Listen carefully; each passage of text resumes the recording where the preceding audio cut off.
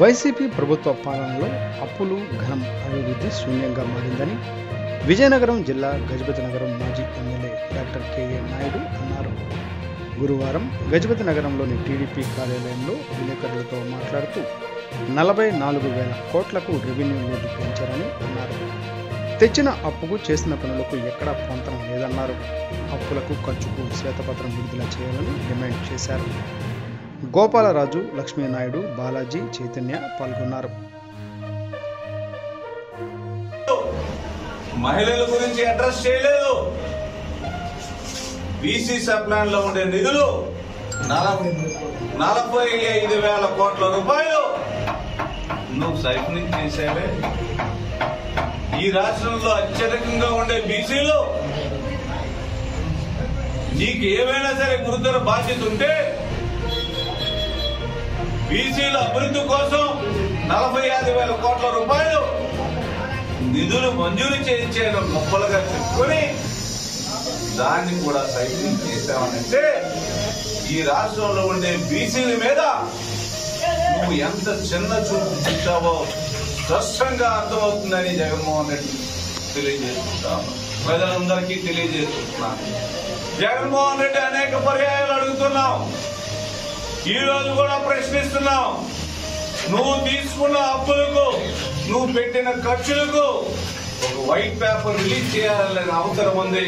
దీన్ని Telugu Desam party demand చేస్తున్నామని మీ ద్వారా తెలియజేసుకుంటూ ప్రజలందరికీ ఒకటే చెప్తున్నాను. ఈ కళ్ళబొల్లి మాటలు చెప్పిన జగన్మోహన్ రెడ్డి నమ్మక్కర్లేదు. మీకు సింపుల్ గానే చెప్పాను, ఎక్కడైతే సరే రెవెన్యూ డెఫిసిట్ ఉందంటే ఆ రాష్ట్రం దివాలా కోరుతారనుకుంటూ ఉంది. నేను ఒప్పుకుంటాను, రెవెన్యూ లోటుతోటే మనం స్టార్ట్ అయ్యాం. కానీ ఆ రోజు పనిచేసిన చంద్రబాబు నాయుడు గారు ఆ రెవెన్యూ లోటుని చాలా తగ్గించుకొని వచ్చి అభివృద్ధి కార్యక్రమాలు తీసుకొని నీకు రాష్ట్రాన్ని అప్పచెప్తే ఆ రెవెన్యూ లెటర్ 13,000 కోట్ల నుంచి 44,000 కోట్లు తీసుకెళ్లేవనంటే ఈ మధ్యలో గ్యాప్ అన్నంత సొమ్ముని తాడేపల్లి ప్యాలెస్ లో దాచావా జగన్మోహన్ రెడ్డిని మీ ద్వారా జగన్మోహన్ రెడ్డిని ప్రశ్నిస్తూ ప్రజలందరూ ఇప్పటికైనా అర్థం చేసుకోవాలని చెప్పి మీ ద్వారా తెలియజేస్తున్నాను. ప్రజలందరికీ తెలియజేస్తున్నాను. జగన్మోహన్ రెడ్డి అనేక పర్యాయాలు అడుగుతున్నాం, ఈ రోజు కూడా ప్రశ్నిస్తున్నాం. నువ్వు తీసుకున్న అప్పులకు, నువ్వు పెట్టిన ఖర్చులకు ఒక వైట్ పేపర్ రిలీజ్ చేయాలనే అవసరం ఉంది. దీన్ని తెలుగుదేశం పార్టీ డిమాండ్ చేస్తున్నామని మీ ద్వారా తెలియజేసుకుంటూ ప్రజలందరికీ ఒకటే చెప్తున్నాను. ఈ కళ్ళబొల్లి మాటలు చెప్పిన జగన్మోహన్ రెడ్డి నమ్మక్కర్లేదు. మీకు సింపుల్ గానే చెప్పాను, ఎక్కడైతే సరే రెవెన్యూ డెఫిసిట్ ఉందంటే ఆ రాష్ట్రం దివాలా కోరుతారనుకుంటూ ఉంది. నేను ఒప్పుకుంటాను, రెవెన్యూ లోటుతోటే మనం స్టార్ట్ అయ్యాం. కానీ ఆ రోజు పనిచేసిన చంద్రబాబు నాయుడు గారు ఆ రెవెన్యూ లోటుని చాలా తగ్గించుకొని వచ్చి అభివృద్ధి కార్యక్రమాలు తీసుకొని నీకు రాష్ట్రాన్ని అప్పచెప్తే ఆ రెవెన్యూ లెటర్ 13,000 కోట్ల నుంచి 44,000 కోట్లు తీసుకెళ్లేవనంటే ఈ మధ్యలో గ్యాప్ అన్నంత సొమ్ముని తాడేపల్లి ప్యాలెస్ లో దాచావా జగన్మోహన్ రెడ్డిని మీ ద్వారా జగన్మోహన్ రెడ్డిని ప్రశ్నిస్తూ ప్రజలందరూ ఇప్పటికైనా అర్థం చేసుకోవాలని చెప్పి మీ ద్వారా తెలియజేస్తున్నాను.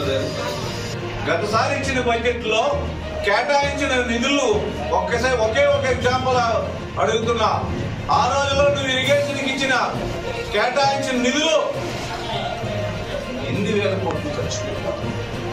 ఏం అభివృద్ధి చేశావు? ఒక్క ప్రాజెక్ట్ అయినా నువ్వు ముందుకు తీసుకొచ్చావా జగన్మోహన్ రెడ్డి అని జగన్మోహన్ రెడ్డి ప్రజలందరికీ తెలియజేస్తున్నాను. జగన్మోహన్ రెడ్డి అనేక పర్యాయాలు అడుగుతున్నాం, ఈ రోజు కూడా ప్రశ్నిస్తున్నాం. నువ్వు తీసుకున్న అప్పులకు, నువ్వు పెట్టిన ఖర్చులకు ఒక వైట్ పేపర్ రిలీజ్ చేయాలనే అవసరం ఉంది. దీన్ని తెలుగుదేశం పార్టీ డిమాండ్ చేస్తున్నామని మీ ద్వారా తెలియజేసుకుంటూ ప్రజలందరికీ ఒకటే చెప్తున్నాను. ఈ కళ్ళబొల్లి మాటలు చెప్పిన జగన్మోహన్ రెడ్డి నమ్మక్కర్లేదు. మీకు సింపుల్ గానే చెప్పాను, ఎక్కడైతే సరే రెవెన్యూ డెఫిసిట్ ఉందంటే ఆ రాష్ట్రం దివాలా కోరుతారనుకుంటూ ఉంది. నేను ఒప్పుకుంటాను, రెవెన్యూ లోటుతోటే మనం స్టార్ట్ అయ్యాం.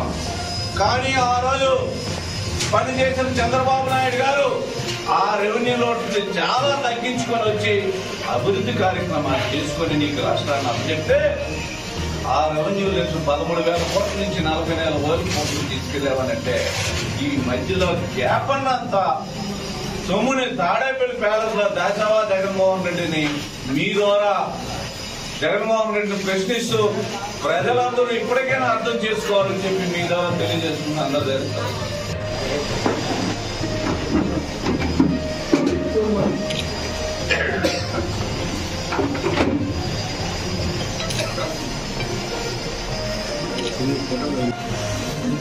కార్యక్రమంలో మాత్రమే